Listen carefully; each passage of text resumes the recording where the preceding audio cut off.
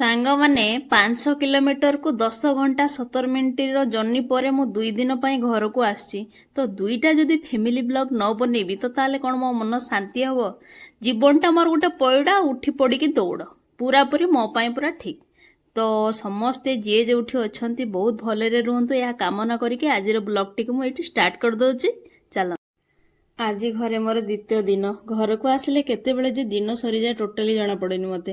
ଆସିବା ଦିନ ଯେତେ ଖୁସି ଲାଗୁଥାଏ ନା, ଯିବା ଦିନ ହେଲା ବେଳକୁ ମୋତେ ଜ୍ୱର ଆସିଯାଏ। ଯାହା ବି ହଉ, ଏ ତ ସବୁ ଜୀବନର ମୋର ଗୋଟେ ଗୋଟେ ପାର୍ଟ। ଆଉ ଚାଲନ୍ତୁ ଦେଖନ୍ତୁ, କବାଟ ଖୋଲିଦେଲି, କେତେ ସୁନ୍ଦର ପରିବା ଲଗା ହେଇଛି। ବୋଇତାଳୁ ଫୁଲ ଏତେ ବଢ଼ିଆ ବଢ଼ିଆ ହେଇଛି ନା, ମୋତେ ବୋଇତାଳୁ ଫୁଲ ବଢ଼ିଆ ଖାଇବା ପାଇଁ ଇଚ୍ଛା ହେଇଗଲାଣି। ତ ଏବେ ଆମର ଘରେ ପୂଜା ବନ୍ଦ ଅଛି, କାହିଁକିନା ଆମ ଘରେ ଗୋଟେ କୁନୁ ଝିଅଟେ ହେଇଛି ତ ସେଇଥିପାଇଁ। ତ ତାପରେ ମା ଏବେ ସାଙ୍ଗେ ସାଙ୍ଗେ ଆମର କ'ଣ ରୋଷେଇ ହବ ମେନୁ ବାହାର କରିଦେବେନି। ଏଇ ଯୋଉ ବେଲ ଗଛ ଦେଖୁଛନ୍ତି, କେତେ ବେଲ ହେଇଛି ଦେଖୁଛନ୍ତି ନା, ବହୁତ ବଢ଼ିଆ ବେଲ ପୁରା, ବହୁତ ସାଇଜ୍ ବି ବହୁତ ବଡ଼, ମଞ୍ଜି ବି ବେଶୀ ନାହିଁ, ଆଉ ମିଠା ବି ବହୁତ।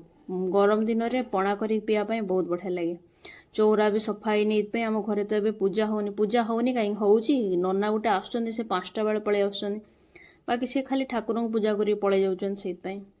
ଆଉ ମା ଘର ଫର ସବୁ ସଫା କରିସାରିକି ଗାଧୋଇବା ପାଇଁ ଯାଇଛନ୍ତି। ଆଉ ସକାଳୁ ଉଠିଲେ ଏଇଠି ମାଛମାନଙ୍କୁ ଆଗେ ଦାନା ଦେଇ ଦିଅନ୍ତି। ସେ ତ ଖାଆନ୍ତିନି, ଆଇଁଷ କିଛି ଖାଆନ୍ତିନି, ପିଆଜ ରସୁଣ ବି ଖାଆନ୍ତିନି, ହେଲେ ଏମାନଙ୍କର ଦାୟିତ୍ୱ ଆଗେ ନିଅନ୍ତି। ଯେହେତୁ ଘରେ ଅଛନ୍ତି, ସେମାନେ ବି ଗୋଟେ ସଦସ୍ୟ ହେଇଯାଇଛନ୍ତି।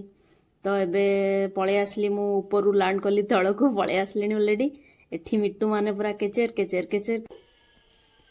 ଖାଇଲଣି କିଛି ଆଜି? କିରି? ହଁ।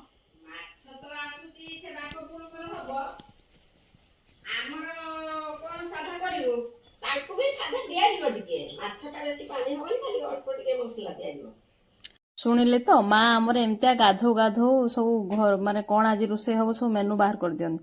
ତ ମା ଆଜି କହିଲେ ମାଛ ତରକାରୀ ହବ, ତ ସେଥିପାଇଁ ମୁଁ ଆଗେ ମାଛଟାକୁ ନେଇ ଧୋଇଦେଲି କଳ ପାଖରେ। ତ ମା କାମ ସାରିକି ଆସି ଲୁଣ ହଳଦୀ ସେଥିରେ ପକେଇଦେଲେ, ଆଉ ମ୍ୟାରିନେଟ୍ କଲା ପରେ ମା ଆଜି କହିଲେ ମୁଁ ଆଜି ବସିକି ରାନ୍ଧିବି ଚୁଲିରେ। ତ ସେ ମା ମାନେ ଖାଆନ୍ତିନି ସିନା ନନଭେଜ୍, କିନ୍ତୁ ବଢ଼ିଆ ରୋଷେଇ କରନ୍ତି। ତ ଏପଟେ ଆମର ସାଧା ଲୋକଙ୍କ ପାଇଁ ହେଇଥିଲା ଆଜି ସଜନା ନାଡ଼ି ବଡ଼ି ପାଣି, ଟମାଟୋ ଖଟା, ଶାଗ, ସାଲାଡ଼, ଦହି ବାଇଗଣ। ଆଉ ସବୁ ସରିଲା ପରେ ବି ଆମ ଘରେ ଟିକେ ଦଳାଦଳି ନହେଲେ ଭାତ ରୁଚେନି। ତ ସେଥିପାଇଁ ଟିକେ ବାଇଗଣ ପୋଡ଼ିଦେଲି, ଟମାଟୋ ପୋଡ଼ିଦେଲି, ଆଉ ଟମାଟୋ ବଡ଼ି ଦଳା ଟିକେ ହେଇଗଲା। ତାପରେ ଖାଇବା ପାଇଁ